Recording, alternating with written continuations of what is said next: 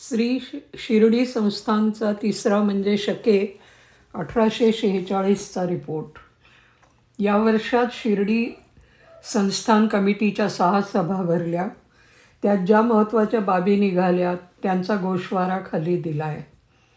कायम फंड वाढवण्यासाठी ₹1.25 रुपया व 4 आणे या दराची तिकीटं काढून त्या तिकिटांची पुस्तकं विश्वसनीय स्वयंसेवकाकडे विकावयास ठेवावी असे कमिटीने ठरवले. त्याप्रमाणे व्यवस्था करण्यात आली. पण दिलगिरीची गोष्ट अशी की अद्यापपर्यंत त्या तिकिटांचा खप फारच कमी झाला आहे. प्रत्येक तिकिटाबरोबर महाराजांची लहान तस्वीर दिली जाते.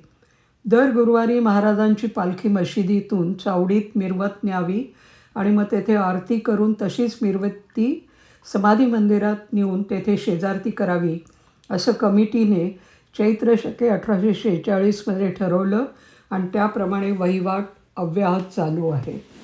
महाराजांचे जुने शेले त्यापैकी एक धुवविला आणि एक रफू करविला, पण त्याशिवाय 4 शेले फाटून निरुपयोगी झाले आहेत. पैकी एक जो अत्यंत फाटला होता तो रावसाहेब वसंतराव गोरक्षकर यांना देण्यात आला व तत्प्रित्यर्थ त्यांनी ₹50 भरले. ते कायम फंडात जमा केले आहेत. बाकीच्या शेल्यांबद्दल अद्याप मागणी आली नाही. या संबंधाने श्री साई लीला मासिकद्वारा आणि अन्य तऱ्हेने प्रसिद्धी केली होती, पण अद्याप काही परिणाम झाल्याचे दिसत नाही. शेल्याचा विषय फिरून कमिटीपुढे यावयाचा आहे. समाधीच्या पिछाडीच्या दरवाजास काचा बसवायचे ठरून त्याप्रमाणे काचा बसवण्यात आल्या आहेत. समाधी मंदिराचे सभामंडपात संगमरवरी फरशी बसवली. तिचा खर्च देण्याचे श्री बुट्टी यांनी आनंदाने कबूल केलं आणि त्याप्रमाणे त्यांचेकडून त्या संबंधांची चुकती रक्कम आली. त्याबद्दल अर्थात संस्थान त्यांचे आभारी आहे. श्री मशिदीच्या उजव्या बाजूची भिंत पडून तिथे गज घालावे असे कमिटीने ठरवलं आणि त्याप्रमाणे करण्यात आले. त्यामुळे मशिदीचा देखावा सुधारून महाराजांच्या तसबिरीचे दर्शन बाहेरच्या भिंतीजवळून सुद्धा होऊ शकतं. श्री गुरुपौर्णिमा उत्सव हा पहिल्यापासून श्री बुट्टी करत आले आहेत.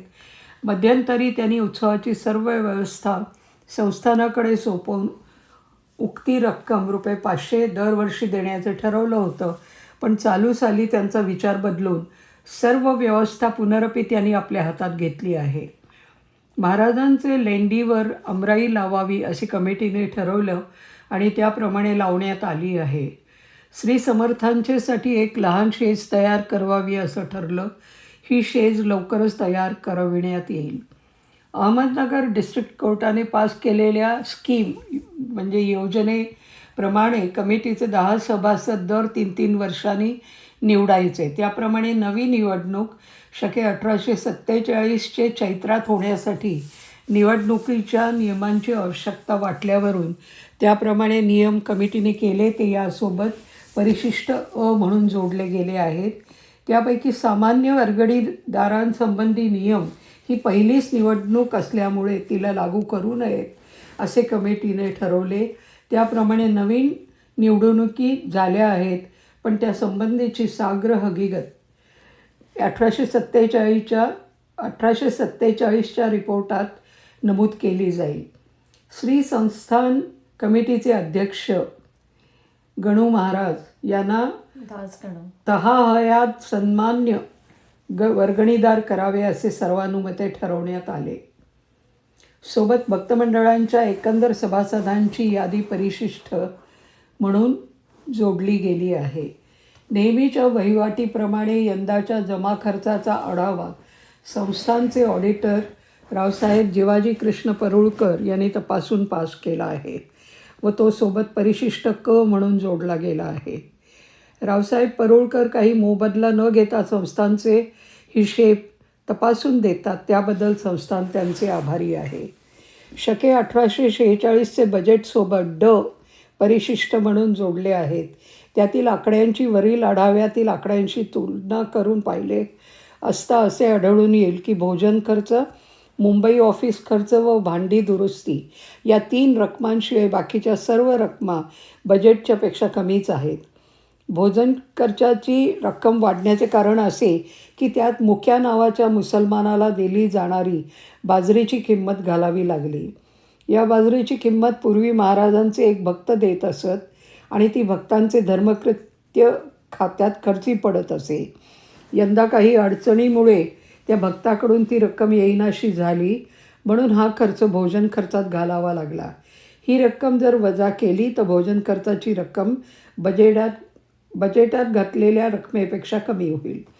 तसेच मुंबई ऑफिसच्या खर्चाचे रकमेतून नवीन निवडणुकीसंबंधी छापणावळ, पोस्टेज, जाहिरात वगैरे झालेला खर्च ₹77 वजा केला तर बाकीची रक्कम बजेटातील रकमेपेक्षा कमी होईल. संस्थांचे भांडी दुरुस्तीसाठी ₹50 मंजूर केले होते, पण वास्तविक लागलेला खर्च ₹64.5 झाला. म्हणून कमिटीची जास्त झालेल्या रकमेबद्दल तारीख 15/7/24च्या सभेत मंजुरी घेतली. संस्थांचे कागदपत्र ठेवण्यासाठी एक लाकडी कपाट घेतले. त्याची किंमत ₹44. लाकडी सामान या सदराखाली आढाव्यात नमूद केली आहे. त्यासाठी कमिटीची मंजुरी 15/7/24च्या सभेत घेण्यात आली होती. हे संस्थान कमिटीचे 3रे वर्ष असल्यामुळे 3 वर्षाच्या आढाव्याच्या आकड्याची तुलना करणं अयोग्य होणार नाही. वरील तक्त्यावरून असं दिसून येतं की आपले मासिक वर्गणीचे मान दिवसेंदिवस कमी होत चालले आहे. या गोष्टींकडे भक्तांचे लक्ष अवश्य गेले पाहिजे. अर्थात कायम फंड पुष्कळ वाढला तर वर्गणीवर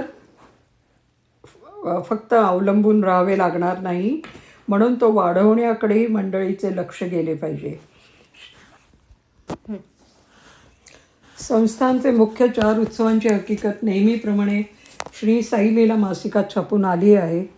त्याबद्दल निराळे लिहिणे नको. मात्र निरनिराळ्या उत्सवांचे उत्पन्नाचे व खर्चाचे आकडे खाली दिले आहेत.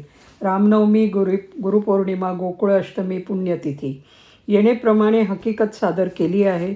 त्यावरून संस्थांची स्थिती महाराजांच्या कृपेने बरी आहे असे दिसून येईल.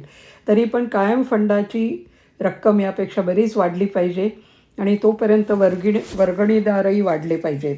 यासाठी शक्यतो प्रत्येक प्रयत्न भक्ताने करावा आणि त्या प्रयत्नास महाराज यश देतील असा भरोसा वाटतो. शेवटी गतवर्षीप्रमाणे देवा साईनाथा त्वत्पद नत व्हावे, परमाया मोहित जनमोचन जणी व्हावे, त्वकृपये सकळांचे संकट निरसावे, देशील तरी ते त्यद्यश्य गावे अशी महाराजांची प्रार्थना करून हा रिपोर्ट संपवतो. दासगणू अध्यक्ष हरी सीताराम दीक्षित, चिटणीस.